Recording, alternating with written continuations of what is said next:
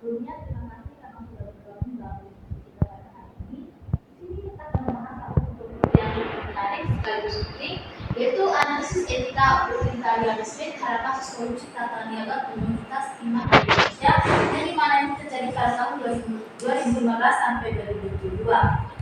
Nah, teman-teman, dalam diskusi ini kita tidak hanya menjelaskan teori dari utilitarianisme ini saja, tapi juga kita akan mencoba melihat bagaimana teori ini itu bisa diterapkan dalam kasus nyata yang terjadi di Indonesia. Nah, mungkin dari teman-teman bertanya, kenapa saya memilih kasus ini? Dari teman-teman, kasus ini itu adalah salah satu pemenuhan tugas dari anti korupsi.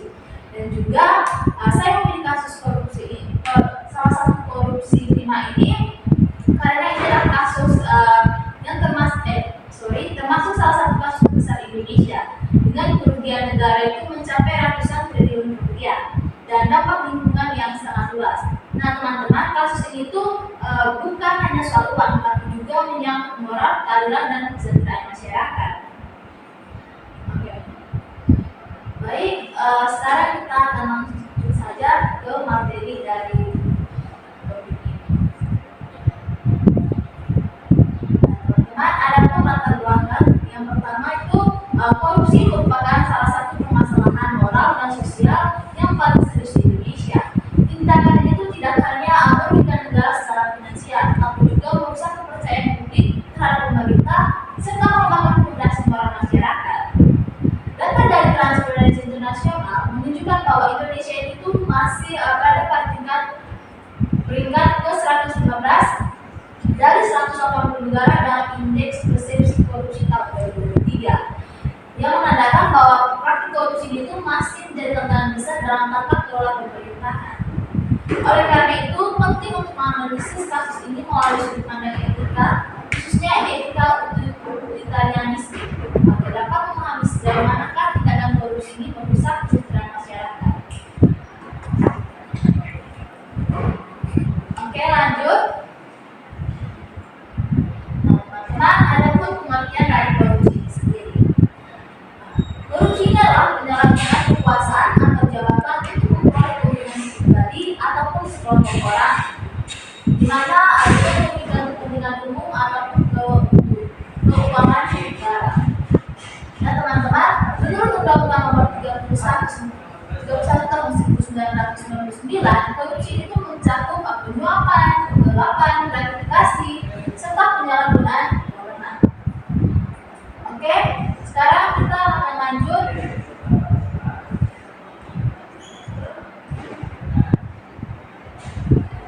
ke filsafat utilitarianisme. Oke, teman-teman. Jadi, utilitarianisme ini adalah salah satu aliran etika dalam filsafat moral yang menilai baik buruknya suatu tindakan berdasarkan aturan atau hasilnya. Jadi, bukan dari niat atau prosesnya.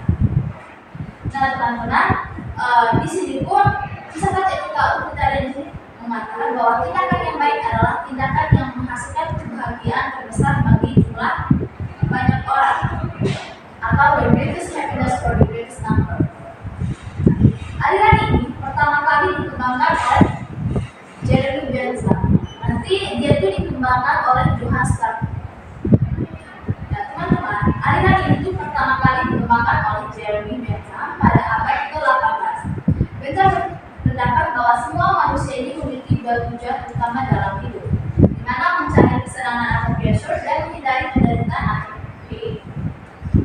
Jadi, sebuah tindakan itu dianggap moral jika hasilnya itu bisa meningkatkan kebahagiaan dan mengurangi penderitaan bagi banyak orang. Nah, teman-teman, kemudian pemikiran ini itu dilanjutkan oleh Johann Stark atau murid dari Jeremy sendiri, mana dia menyempurnakan teori tersebut. Nah, menurut dia sendiri, tidak semua kesenangan itu memiliki nilai yang sama. Dia membedakan antara kesenangan jasmani atau fisik dan rohani, yaitu intelektual dan moral. Dia menekankan bahwa kebahagiaan sejati bukan hanya tentang kenikmatan fisik, tapi juga tentang kualitas moral dan kesejahteraan sosial. Dalam kehidupan sehari-hari, prinsip utilitarianisme ini bisa diterapkan dalam pengambilan keputusan moral, sosial, maupun pemerintahan. Misalnya itu ketika seorang pemimpin mengambil keputusan, dia seharusnya tidak hanya memikirkan keuntungan pribadi atau kelompok yang kecil,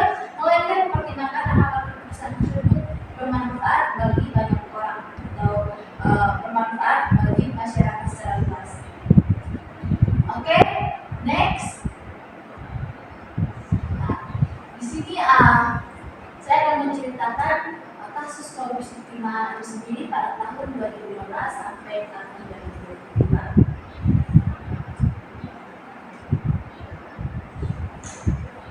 Nah teman-teman, kasus besar ini bermula di provinsi Kepulauan Bangka Belitung, daerah yang terkenal sebagai penghasil timah terbesar di Indonesia. Di sana, PT Timah Tbk atau perusahaan tambang milik negara memiliki izin resmi untuk menambang timah dan mengelola hasilnya. Namun, di balik aktivitas tambang yang terlihat legal, tersimpan praktik kotor yang berlangsung selama 7 tahun, di mana itu dari tahun 2015 sampai tahun 2022.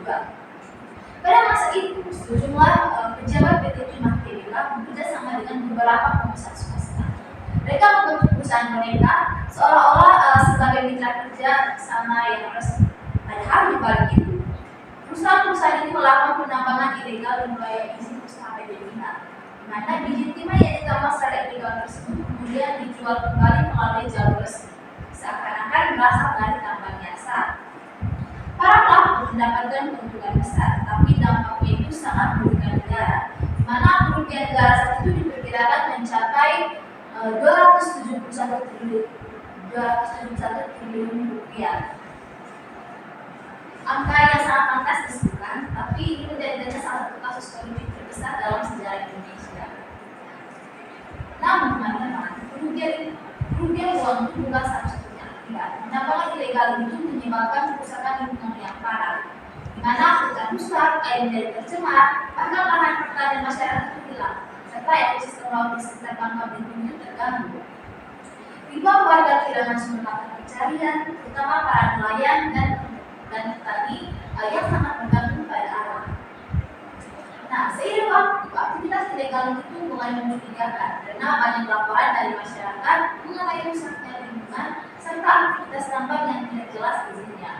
Akhirnya, Kejaksaan Agung turun tangan dan memulai penyelidikan besar-besaran. Hasilnya itu sangat mengejutkan karena ditemukan bukti kuat bahwa beberapa pejabat PT Timah Tbk itu, termasuk direktur dan pejabat operasional, menyalahgunakan wewenang mereka untuk memperkaya diri sendiri dan pihak tertentu. Sejumlah pengusaha swasta juga ikut terlibat, di mana mengatur aliran dana dan hasil tambang ilegal agar tampak legal di atas kertas. Kejaksaan kemudian menetapkan puluhan tersangka, termasuk pejabat perusahaan, pengusaha, dan pihak lain yang membantu proses penambangan serta pengelolaan uang. Nah, dalam penyidikan, di situ uang miliar rupiah, uang pilihan, puluhan alat berat dan aset tanah yang semuanya itu diyakini berasal dari hasil korupsi. Nah, teman-teman, kasus ini itu menjadi sorotan nasional karena memperlihatkan bahwa korupsi tidak hanya suatu tapi juga menyangkut masa depan lingkungan dan kesejahteraan masyarakat. Oke, itu adalah kasus korupsi timah yang terjadi pada tahun 2015 sampai tahun 2022. Nah, sekarang kita akan melakukan analisis menurut filsafat dari utilitarianisme, di mana menurut filsafat utilitarianisme tidak akan dianggap baik jika menghasilkan kebahagiaan terbesar bagi jumlah orang terbanyak. Nah, teman-teman, dalam konteks ini itu korupsi timah memberi keuntungan sementara bagi segelintir pelaku, namun menyebabkan kerugian besar bagi jutaan orang dan hilangnya pendapatan negara, rusaknya lingkungan, dan menurunnya kepercayaan publik. Nah, berdasarkan pandangan Jeremy Bentham dan Johann Stark, tindakan korupsi itu tidak etis. Kenapa? Karena dia menimbulkan penderitaan dan kerugian yang jauh lebih besar dibandingkan manfaatnya.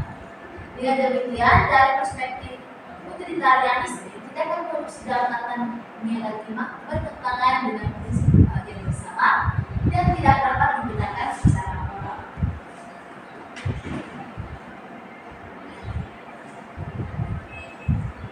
Oke, di sini teman-teman bisa melihat tindakan yang tepat dari tinjauan filsafat.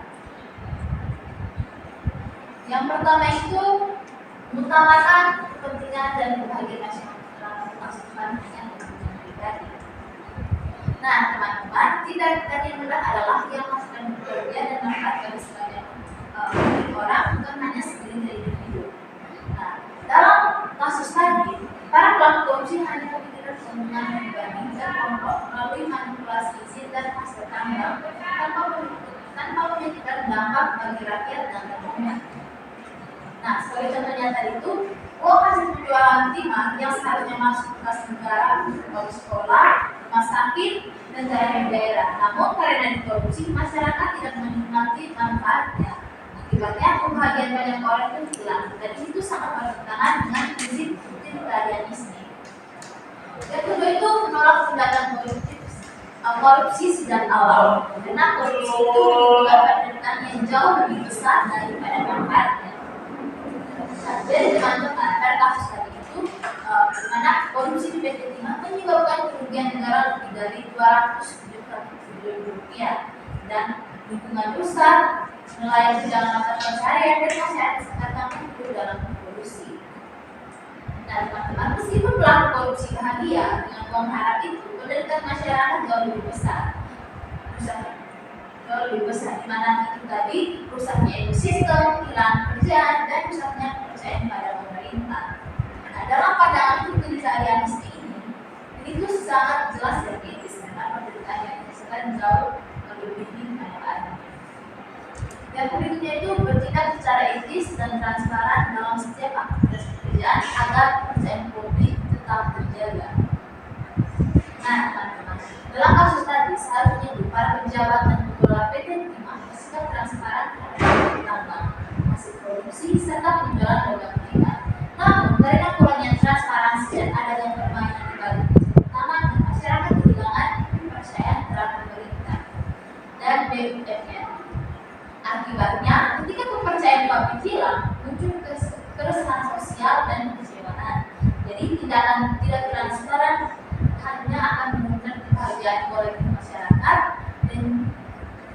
dan juga atau ya berarti tidak sesuai dengan prinsip utilitarianisme.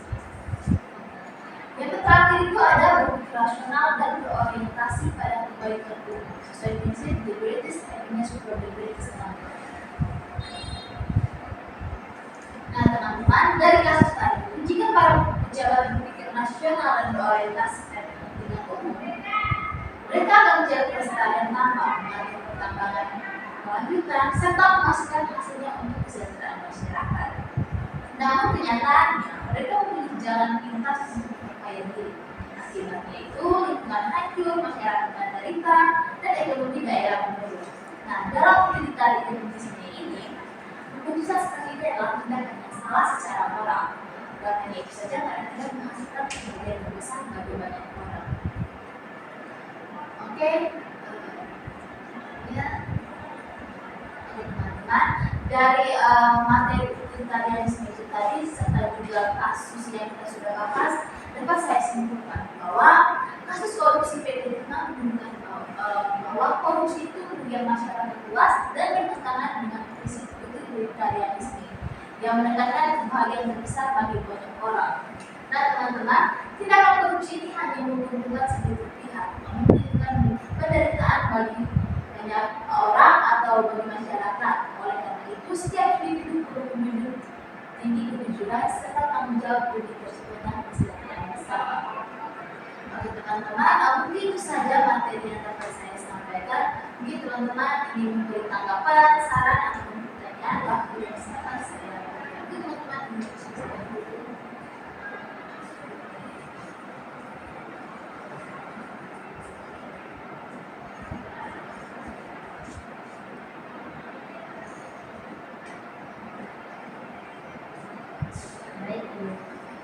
Jika kamu adalah salah satu pejabat dalam kasus tersebut, apa yang akan kamu lakukan agar tetap sesuai dengan nilai-nilai utilitarianisme?